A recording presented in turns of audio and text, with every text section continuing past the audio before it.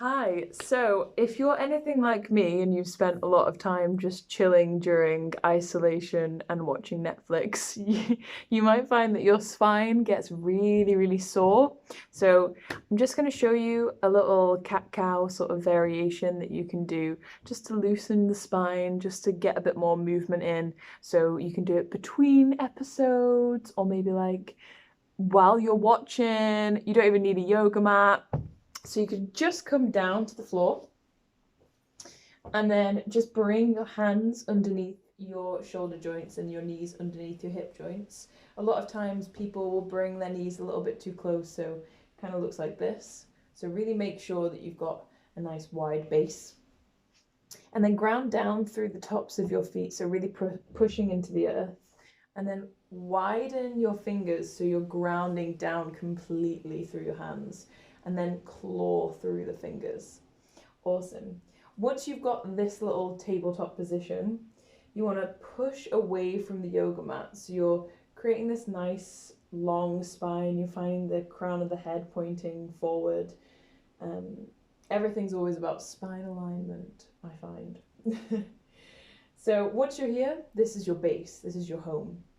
And you can go wherever you want to from here. So inhaling the standard cat-cow, inhaling to drop the belly, lift the heart, lift the tailbone, and then exhaling to curl the tailbone down, pressing away from the yoga mat and bringing the chin to the chest. So you can do a couple of these, just inhaling up and then exhaling round.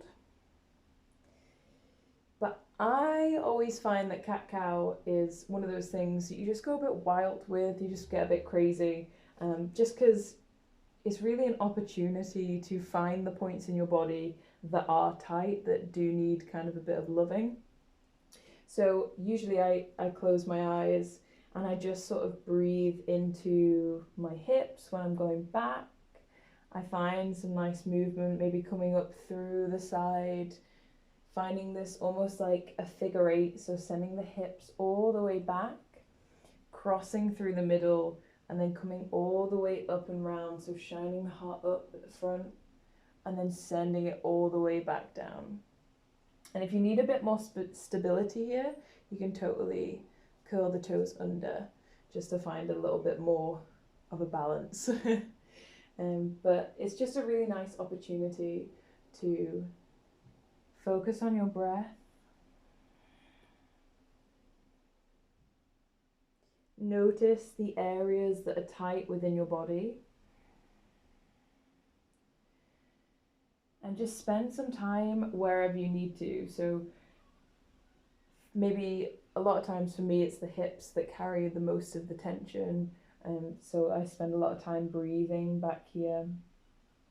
Or maybe even sometimes coming all the way through and shining your heart up to the sky and just finding a nice opening through the chest, because this as well is a slight back bend, so you should feel slightly energized once you come out of your cobra variation, I guess. But yeah, this is a really awesome stretch to do. I always start my classes with it just because it gives you a chance to figure out where you need to shine that compassion throughout your practice. But it is really great for when you've been sat a little bit too long. So let me know if you do any cat-cows. Let me know if you've got a favorite variation of sort of back moves that you do. And hopefully you have a great day.